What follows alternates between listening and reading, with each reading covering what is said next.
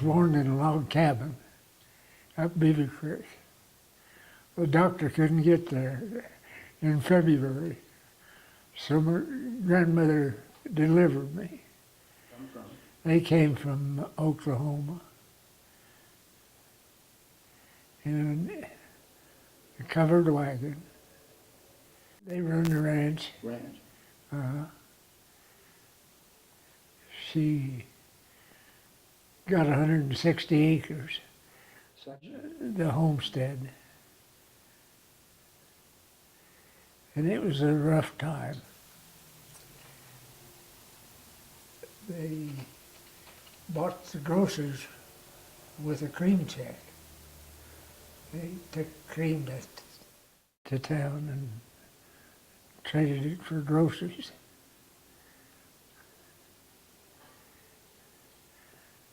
So we had salt and pepper and coffee.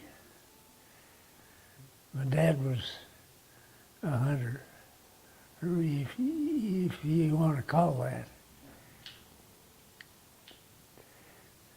But back then we lived on buckskin and salt and pepper from the grocery store, made our own flour out of wheat. But we went to town in a spring wagon. In the summertime, the wintertime, we went in a sled. We had big comforters, and Dad would heat some rocks, and that's the way we kind of kept from freezing to death. I had a churn and made the butter. But she made real good biscuits.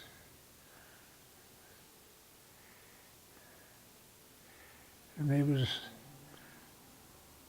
us three boys.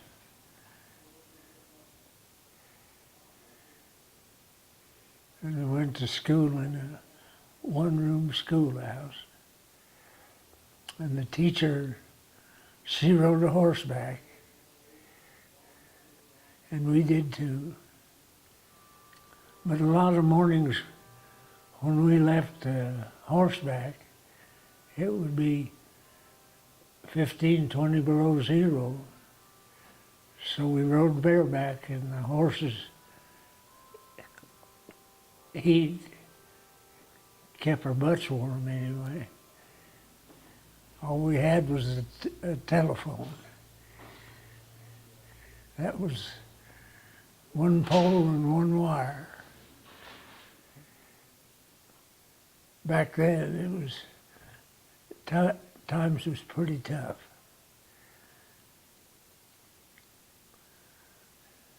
But we survived. Everything was homemade. CC camp. And a lot of guys that could find a job was working at the CC camp. Rifle was the biggest shipping point. All the meeker cattle and everything come to Rifle. No, I enlisted when I was 17. I wanted to be a pilot. And the Marine officer said he's too damn young to be a pilot. So I was the rear seat gunner on a torpedo plane. No, I was too young to be married. Yeah. And I was too young to be a pilot. That's what the Marine officer said. So I had a driver. If he got killed, I was in big trouble, because we never had two sets of controls. Well, you could set either way. Okay. Your seat would rotate. They didn't want you shooting the tail off. Yeah, the South Pacific. Can you sit in that chair down I got a Purple Heart. And one of them was enough. Killed 45 guys. Wow. And it took all day to sew them up in a canvas bag. And then kick them off the end of the ship so your propellers didn't chop them up. You don't want to remember most of them. Seemed like a long time, but it was only about 3 years. You didn't volunteer. That was one of the stupidest things I ever done. But when you're 17, you don't think about things like that. Till you see them dumping them guys off of the back of the ships and tie a 100-pound bomb between their legs so they'd sink. There's probably a lot of guys standing up in them canvas bags in the bottom of the ocean. But we only got hit once with a kamikaze, and I don't know how big the bomb was that he was carrying, but it was pretty big. It put us out of commission. We had a 70-degree list, and so they sent us back to Pearl Harbor to get patched up. And we only had one carrier or destroyer with us for cover. And we could only go 7 knots.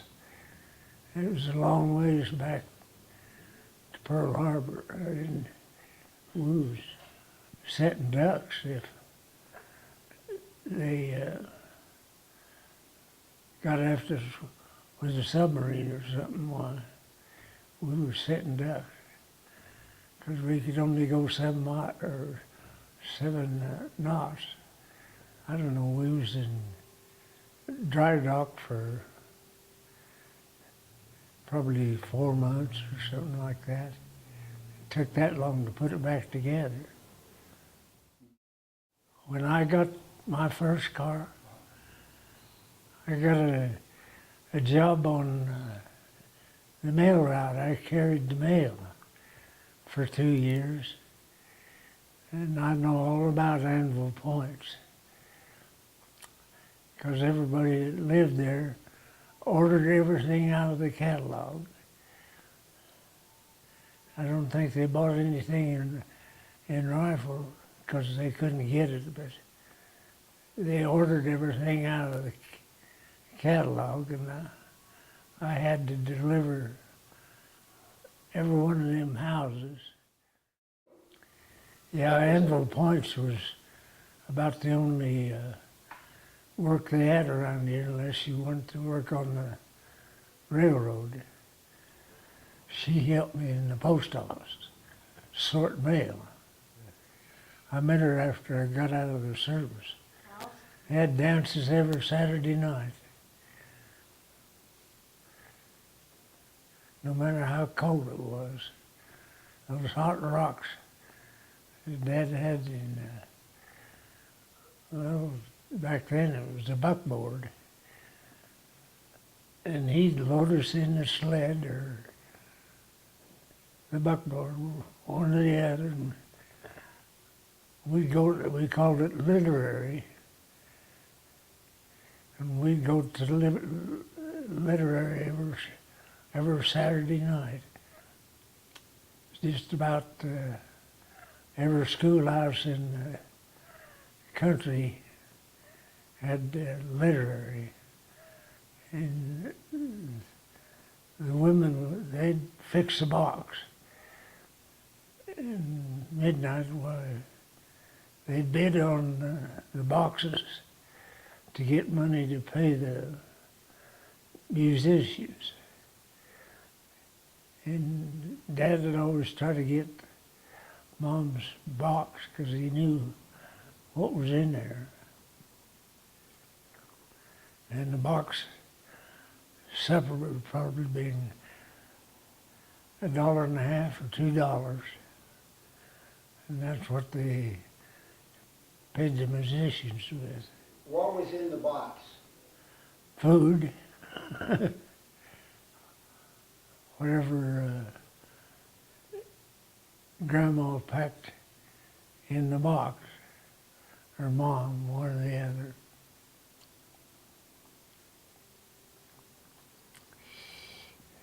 And Dad had always tried to get Mom's box because he knew what was in there. If you want to eat, you better work. We didn't eat nothing fancy. We just eat what it took to survive. And that was most generally buckskin or rabbits, whatever it took to fill you up. And that was Grandma's biscuits. We made our own flour and things like that. We made most of whatever we ate. Yeah, there's still one up Beaver Creek. The copper tubing and stuff is still in the cabin. And it was hard to find. The guys that made the liquor, they knew how to hide the still. If it was still there 8 or 10 years ago, but it was right on the bank of the creek.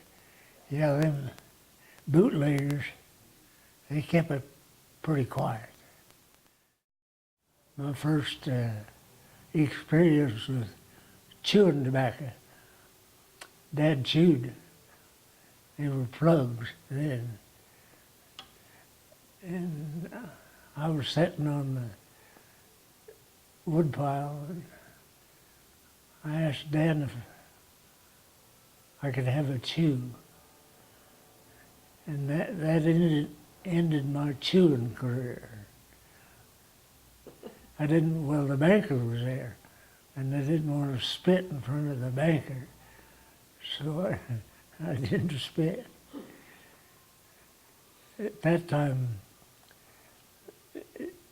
Dad bought, there were plugs. He was chewing tobacco, he'd bite off a chew. And so I asked Dad if I could have a chew while I was watching him saw wood with a bucksaw. So I took a chew, and I didn't want to spit in front of the banker, so that ended my chewing career. Because I got really sick. Anita Witt interviewed you for her book, I Remember One Horse. Yeah.